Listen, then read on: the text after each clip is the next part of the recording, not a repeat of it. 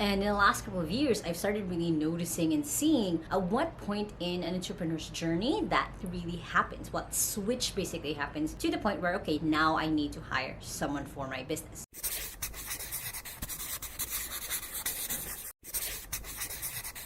Hey there, welcome back to my YouTube channel. Now, my goal set after this video is to show you the signs that you need to know on when to hire a virtual assistant. Now, if this is your first time on my channel, my name is Lai Lacaba. I've been working from home since I was 15 years old and now run a virtual assistant company here in the Philippines. And I post videos every Sunday and Thursday on how to work from home and how to have a business from home. So make sure to hit the subscribe button right there so you don't miss any of my videos. Now, one of the common questions that I get all the time, especially when I tell them that I have a virtual assistant agency, is when is the right time to actually hire a virtual assistant? And in the last couple of years, I've started really noticing and seeing at what point in an entrepreneur's journey that really happens, what switch basically happens to the point where, okay, now I need to hire someone for my business. And the first sign, honestly, is that you have repeatable growth. This is a mistake that a lot of people make, is that the first time that they have any revenue in their business, they hire someone right away to do the things that they don't like to do. And that usually hurts you right away because you haven't proven over and over again that you can keep creating that growth, that revenue. So whenever it's a repeatable growth, as in you've done it a couple times or you have monthly revenue already, as a subscription maybe create an app or kind of a service-based business, then you can be more confident in hiring a virtual assistant. You have to keep in mind that when you hire an employee, it's going to be an ongoing cost to your business. Yes, they are a cost where they can help you save money in your business or make you more money, but it's still going to be an ongoing thing. And you can't just let someone go right away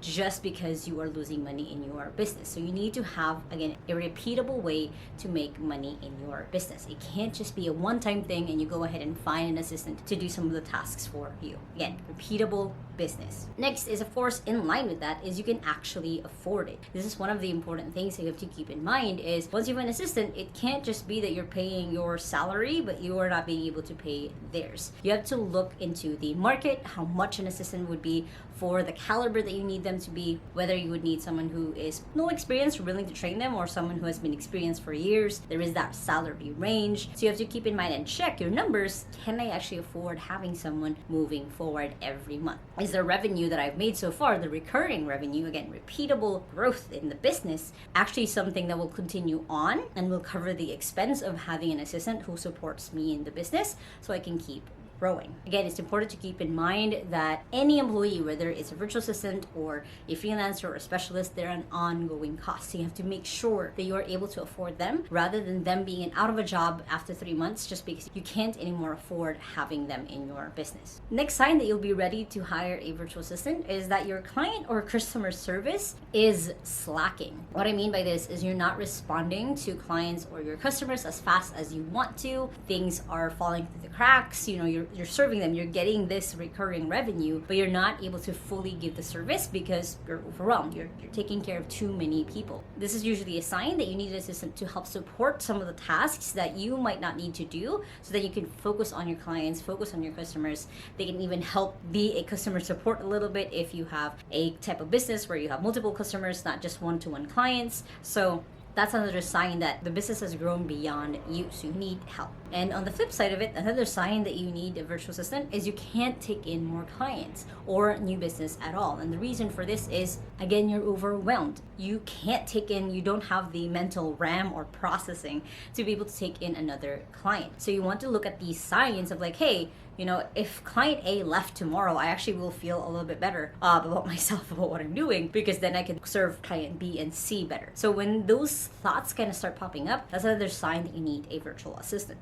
Next sign is that you've actually been recurringly outsourcing some of the tasks already in your business. You might have hired a part-time social media person, you might have hired a part-time specialist for your website or for your product. It could be anything. But if you've already started to even outsource different parts of your business to just freelancers and people who are working with you part-time, then that's another sign that you are ready to have a virtual assistant. This person could be doing some of the tasks you've already outsourced, or they could be the one managing the freelance freelancers that you're working with. Either way, when you're used to delegating a lot of the things that you're doing, it's going to be easier for you to adjust as well to working with a virtual assistant, since you've already worked with specialists who have helped you in your business. Another sign that you need a virtual assistant is you now have high-level recurring tasks or recurring tasks in your business that need to get done to get to that high level. So what I mean by this is there are things that need to get done in your business that you can't do yourself anymore. And these are usually, again, the high-level stuff. So this is coming from one of the videos that Gary Vaynerchuk came up a few months ago, where he talked about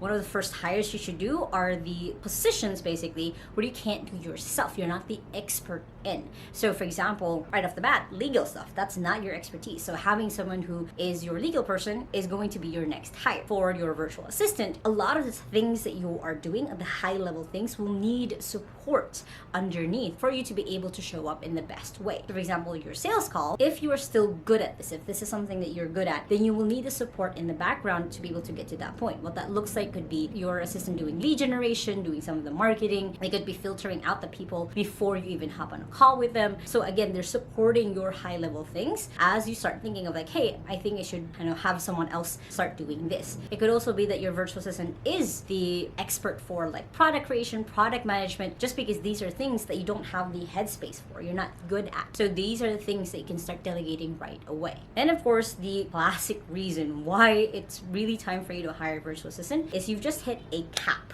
in your business. You've gotten to the point where you are running around like a headless chicken, and we've all known what that feeling is, and you just can't do it by yourself anymore. You feel overwhelmed, you feel tired, you're not sure what tasks to be doing, nothing is systematized in your business, no one else is doing what you're supposed to be doing. So it's that point where, again, you've hit that cap. You've been running your business, you've been building a car as you're running it, and now you can't do it on your own anymore. So this is a very typical picture of someone who needs a virtual assistant. And so, of course, if you guys need a virtual assistant, again, I do run a virtual assistant agency. I don't usually use my YouTube channel to talk about that, but that is usually the time where you can start looking at freelancers, looking to hire yourself. I do have a whole video on how to hire a virtual assistant, and of course, looking at different virtual assistant agencies who can help you in that. Again, it's all about making sure that the employee that you hire, whether that's virtual assistant or a contractor or a freelancer, is either saving you money or making you money. That's a quote that I got from one of my friends. And it's always a good thing once you start hiring for really good people, because that means that your business is growing